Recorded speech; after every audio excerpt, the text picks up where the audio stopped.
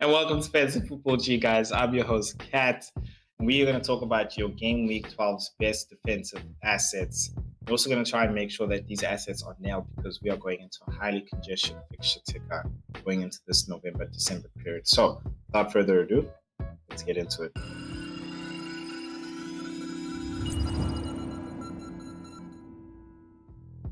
All right. I am giggling because I had recorded this whole entire thing and my mic was not connected. Only Cat.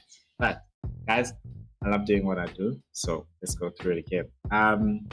So what I wanted to do really is talk about, start with the fixtures really. And while I'm here, what we're going to do is we're going to look at the fixtures, who are the best teams with the best fixtures, and we're going to look at the stats, and we're going to talk about each team. We're going to look at which each team with the great fixtures and see who the best assets to take from there, looking at defenders, and then we'll end off with goalkeepers. So now you know that's what we're going to do and how we're going to do it.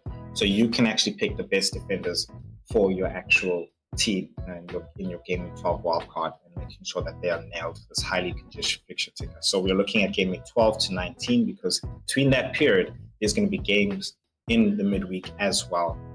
Cups, Champions League, all of that, yada yada, as well as Premier League games as well. Now, before we really get into this, reason why I really want to start with this is because every season there's a battle between form and fixture. And what I've noticed this year is form is currently winning. And I say this with a bit of case studies in the sense of I had Wood and I took him out for Calvert-Lewin because I thought he had better fixtures, he's going to perform better, but he didn't have the form. And by that time, Wood had already scored a couple of goals, and I thought, okay, it's going to die out because his fixtures aren't looking so great. I can get somebody with better fixtures who's definitely a talisman of another team. Did that happen? No, it didn't. Again, another person is Foden. I thought to myself, he's going to have great fixtures. He had played a couple of games as well, so I know he's definitely going to be nailed KDB out. But he didn't have the form, but he had the fixtures. Whereas you look at players like Mbeumo, who had form, and despite the fixtures, he still produced. So that being said, I feel like we need to make sure that our pick, first and foremost, has good form before we can really say, okay, he's got the fixtures. I feel like if he has the form and the fixtures, then definitely a good pick. Now, that being said, let's take a look at the teams who've got the great fixtures. We've got Arsenal at the top, and this table is sorted by expected clean sheets. So with Arsenal at the top, they got green fixtures all the way to Game Week 19. And then you've got Man City followed there. I think they got one Liverpool game, which is really hard. I feel like their fixtures for me are really the best, more so around Game Week 18 when they start playing Everton and Leicester, followed by Liverpool there as well. We've also got that one tricky fixture.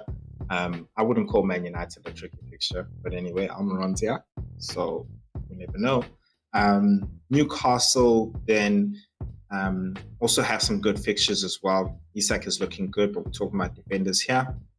So we're going to talk more about your Shaw, your Burn, your Halls, and then as well as Bournemouth followed by them as well. We haven't necessarily got the best defense, but their fixtures actually look like they are turning up really good. They got Brighton now this game, but then they're going to have Wolves, and they got Ipswich further down. There's West Ham as well, and Crystal Palace. I feel Brighton's fixtures and Chelsea fixtures are actually much better than them, as well as the fact that they're a better team, as you can see there. But you can see with Chelsea's defensive rating, it's very low. So maybe that's why it's put them down a bit, but I feel like Brighton should be a bit higher up there. And then followed by Aston Villa, who myself, I don't feel like also have the best defense, a great defense, but in terms of fixtures, they're good. But let's look at the other teams who are at the bottom to really start targeting as well. So you got your normal, your Ipswich, Leicester, Southampton, Nottingham Forest. This is based on fixtures, so of course you can see their fixtures have turned as well. They don't really have the best of fixtures there, so a great time to be targeting those Leicester Ipswich, Southampton players there. Brentford, their fixtures are going to start turning really after game week 14, after game week 13. Everton as well, their fixtures will start turning as well, and then you can see as well as Spurs there as well, and you've got the mid-table tier teams there as well. So we're sort of looking for teams at the top and not the teams at the bottom, but we'll talk about all the assets, cheap and expensive assets for you. But let's firstly take a look at what the stats are saying as well, so we can actually make sure we're making good informed decisions. So now we know who has the best fixtures. Let's see who's really had the best defense. And that is Liverpool right now. This table is organized by expected clean sheets, because that is what we're going for, expected clean sheets. And they've also conceded the least amount of goals, which is 6. So definitely assets that we should be bringing in from them. Nottingham Forest followed there. They've really had some really, really great time. Really, really great games. They've had 4 clean sheets there, which is the 3rd highest, followed by Man United, who surprisingly has had 5 clean sheets behind Liverpool. So you'd be like, whoa, damn. And I think, those clean sheets would just shock us sometimes, right? That's just Man United for you, that's really Man United for you. But they're down there in the mid-tier table. Then Arsenal's followed there at number 3, who've been conceding a lot of goals. They've conceded 12 and only had 3 clean sheets as well. Fulham is there. They've had 2 clean sheets. I just don't trust Fulham's defense. And that being said, they're followed by Man City as well. We've also had 2 clean sheets. So for me, really, those top 3 teams, because Nottingham Forest fixtures are just not good. And there's nobody in form in their defense. I wouldn't even say Aina. Aina just has had that game. We can't be chasing players who've had a good game. For example, like Madueke, we had a good game week and everybody thought, okay, he's a great asset now. No, he was not a great asset. He never was. And I always have that thing. Before this guy's great game week, was I talking about him? Was I even thinking about him? No. If that's the case, then I don't just jump straight onto the player, because clearly he just had a good game week. So you got Aston Villa followed there with Spurs. I think then you start to really start seeing, this is really what it is. I feel like there is only really 2 great defensive teams, which is Liverpool and Arsenal. And then the others are just shady, bro. Really, really shady. So I feel like the spine of your defense should be an Arsenal and a Liverpool. Arsenal doesn't have the informed defensive players. Liverpool does. But at least, Arsenal's fixtures are also good, and they can do it as well. I wouldn't necessarily go for the Nottingham Forest guys. That's just me. That's just my opinion. I'm not going to go through the guys at the bottom of the table. It's very consistent with the fixture ticker as well. You get Ipswich, you got Southampton. Wolves, I think, are at the bottom there in terms of stats because, of course, they've had a hard fixture run. Brentford just solidifies what we think about their defense as well. Leicester, followed there by Brentford, and then you got Crystal Palace as well, who's been performing bad. All the way up to West Ham, Everton, and then Brighton starts, I feel like, the mid-tier table type of guys, which is Brighton, Newcastle, Man United, Chelsea. So that's what the stats are. Those are the teams. Let's start talking about the teams individually, which are the assets that we actually should be bringing in as well. But before I do that, I want to ask you guys, please, if you're loving the content, I am here every week. I'm dropping at least 2 to 3 videos. So please like if you're liking the content, but most importantly, I genuinely want to ask if you can please subscribe. It would really mean a lot to me. I'm trying to reach 500. It would really mean a lot. Thank you so much. Let's get on to it. Now, all right, so let us get into Liverpool. Now, everybody's been asking, Kat, should I sell Trent? So the latest we know about Trent right now is that his injury is not so serious. I'm not sure what it necessarily is. My brother thinks that it's a hamstring, and if that's the case, then I think there's a potential to get a clean sheet with Trent, and it's only really under the scenario that they play him in the first 60 minutes and then rest him. Because the thing is that they got Southampton, then followed by Real Madrid midweek. So they definitely thinking about that Real Madrid game, So the question is, are they going to risk him for that Southampton game? I think they'll give him some minutes just to keep his match fitness up and also his match sharpness. But now the question is to whether they'll start him and take him off 60 minutes or, play him at the last 30 minutes. I think because of the uncertainty, it's really team dependent. I'd say take him out. Yeah, I'd say take him out. You've got better options and cheaper as well in Virgil van Dijk and Konate. Robertson and Tsimikas have been rotating, so I don't feel like they're good options to go with considering the fixture congestion. And they're definitely players that are going to be rotated all the time. And you're going to hear me talk about pick centre backs a lot in this time, but I feel like they are the best nail players because the truth is you don't want to be in a situation where you got injuries, and that will happen. There will be players who are fatigued. There will be players who are just injured because of the fixture congestion. And then you have to deal with those transfers or taking out the injured players. But the other half of the team is rotationable, meaning they might not even play. So you're looking to use those transfers as well on players that you want to get who are nailed. So pick players who are nailed from the get-go for your wild card, so you're not worrying about them playing or not. And I feel like in the Liverpool team, that is Virgil van Dijk and Ibrahim Konate. Now, going on to the Arsenal team, some managers have been taking them out. Really understandable because the defense has been conceding and we're really expecting them to really just keep those clean sheets. But guys, the fixtures are turning. Their players have also come back, which I think is a very big thing. And at the same time, their defense hasn't necessarily dropped. They've just been conceding. So the mere fact that the defensive performance and defensive numbers are still keeping up very closely to last year, I think it just means that they've really just needed that turn of luck in terms of games as well. And I feel as well as the fact that their players are back, especially the attacking, it's definitely going to help the defense as well keep those clean sheets. So I think keep your defenders, your Arsenal defenders. The ones to definitely have is your Gabriel and your Saliba. Of course, as I mentioned, I'll be sticking a lot with the centre backs. But if you want to go for a bit of a differential, I think someone who's really been great in attacking as well is Calafiori. He has been injured. Not sure if he's necessarily going to come back, but I'm going to be keeping an eye on him. I have 2 Arsenal assets right now. I might go for a triple up in the defense, but I am looking to bring in Saka right now and still stick with the crew. And my dog keeps barking. Davi!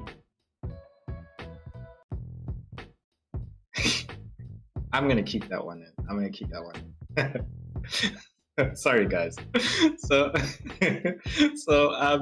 Yeah, I think Calafiori, he's been really bombing up and down. Really great assets to keep. And I think just keep an eye out and see if he's going to be back, because I feel like he's preferred over Timber. I don't feel like Timber really gives that much of an attacking returns as Calafiori can give. So I wouldn't go for him right now, but I feel like if he's back and he's in the role, I'm going for Calafiori. I've already got Gabriel. That's my verdict on the Arsenal defenders. Then let's talk about the City defenders. A lot of you and some of you have got Guardiola, 31% ownership. Lewis is still at below 20% ownership. I feel like you can definitely get rid of your Man City options now, guys. I feel like the defense, the performance from them has been bad. The fixtures aren't necessarily all that great. They really turn for me again, like I mentioned, around game week 18. So until then, I think you can get rid of them. There isn't anybody that I would go for in my game week 12 because I just feel like there are better options out there. For example, I don't talk about the team here, but Aït-Nouri is definitely a great option if you want to let go of Lewis at 4.7. So you'd be getting 0.2 there. Don't want to shout at Lavi.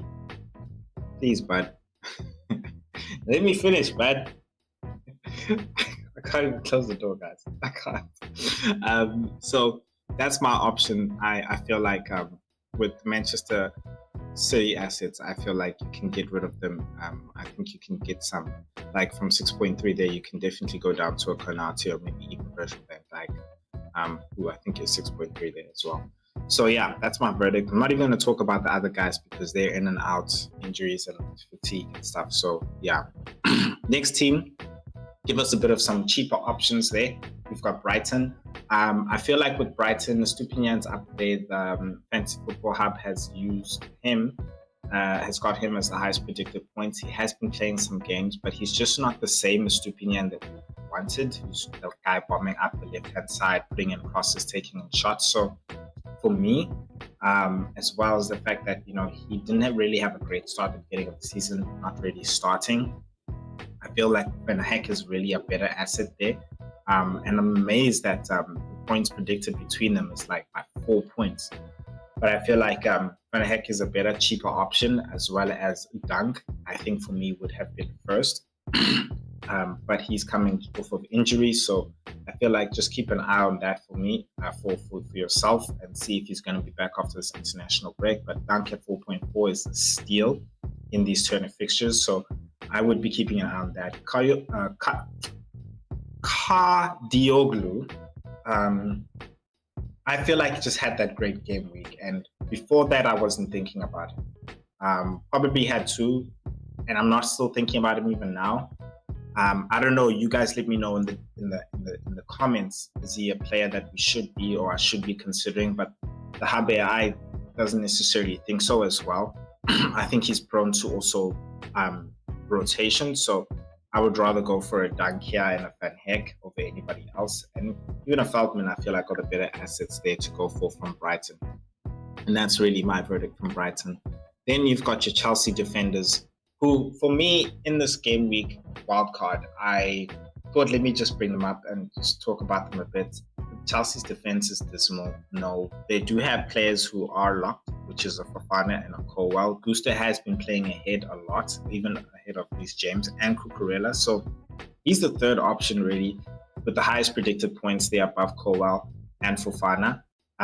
He does tend to go up and invert as well, but not necessarily giving a threat to the goals as well, maybe even promising a return. So all in all, I just would stay away from Chelsea assets, guys.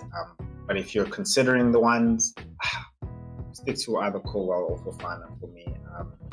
You're taking a risk there with Gusto, considering that Cucurella or James could always come in for him. So yeah, that's my verdict when it comes to Chelsea. Then Newcastle. So Hall is the man who's talked about. I feel like he's solidified his spot there at the left-hand side until Botman really comes back. Then I think Burn will slide in there. That being said, Shaw has followed up with 24 predicted points, slightly behind Hall there. And then you got Burn as well. And then there's just a massive drop down to Trippier and Livramento. I would not really go for either of those, Trippier or Livramento.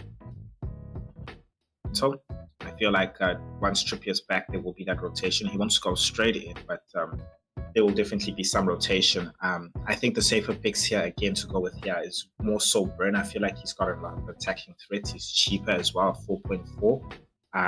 So yeah, if you want to go for Hall as well, then you can definitely go for Hall. No objections there. He does also have an attacking threat there, maybe even more so than Burn, getting into the play as well. And he's probably even got a better bonus points base. So yeah, I think those are my options there from Newcastle, the top three there, Hall, Shaw, and Burn. Now let's get into the goalkeepers. Now, who are the goalkeepers I will be selecting? So David Raya is at the top there. I feel like it's very obvious considering the team that he's in with great defense and the fact that his fixtures are also turning good. So he's definitely a great keeper to go for. I feel like with him, the best combination is to go with Fabianski. And for me, that would necessarily really be my pick for the wild card. It's a combination I actually have got. So I'm not really I'm not being biased or anything like that. I'm trying to think for you guys, but if you don't want to go for Raya, I would say don't go for Edison. Same reason as the Man City options that I mentioned before. Muric with Ipswich, their fixtures have turned for a bottom table promoted side, but I'd stay away. I feel like he's got too many mistakes in him, and the defense isn't necessarily all that sound. I feel like Pickford actually is a better option than him at 4.9. That's a much cheaper option there. He's got a couple of fixtures he can get away with, I think, until game week 14, and then it gets really tough with him at game week 15. And that's why I'd still go for my combination with Ray and Fabianski, because West Ham's fixtures really do start to turn a bit later on. So where you feel like you can't play Raya, eventually you can play Fabianski there, who's not necessarily in this top 10. I will be going through the next bottom 5. Martinez, don't really rate the defense, as you've seen. I think they've only got 2 clean sheets, as I said earlier. At 5 million, I wouldn't go for him. I think there's better options. For Bruggen at 4.5 is somebody I would consider, considering that Brighton have a good team, and I think that team can help get that good clean sheet as well. So yeah, I think Bruggen had a great game against Man City as well, as you could see as well. Very good keeper. So I definitely would go for him as an option. Now just look at the bottom 5 there. We've got Sanchez, wouldn't go for at all, followed by Flecken, not even an option. I don't understand why a lot of fantasy managers went for him. And I'm talking about really more so the content creators, because you can see his ownership's at 12.3. Then you got Onana there, who I think has really been a good option. He's surprisingly gotten clean sheets in times where you don't expect Man United to. So he is an option. Pope there too as well at 5 million, I think is somebody who's a major differential, in the sense that we're not even thinking about getting Newcastle defensive assets there. So we know that they can do it as well. So I think Pope is a good option. I wouldn't consider Leno at all. Don't rate the Fulham defense. And then Sal's, I feel like he's here, of course, because of the fixture turn being bad for them. They've got Arsenal up next. Yes, Ipswich straight after that, and then Man City. So it's not really looking good for them. I would stay away from there. So for the game week 12 wildcard, guys, I would go for a Raya and a Fabianski in goals. Yeah, that would be my verdict. So guys, if you want to know how I got rid of Haaland and why, then you can check out that video over there. And if you want to see how I got this amazing rank over here, then you can check out that video over there. I will be dropping who are the best midfield assets for your game week 12 wildcard in the next video. So until then, I'll see you guys. Keep well. Peace.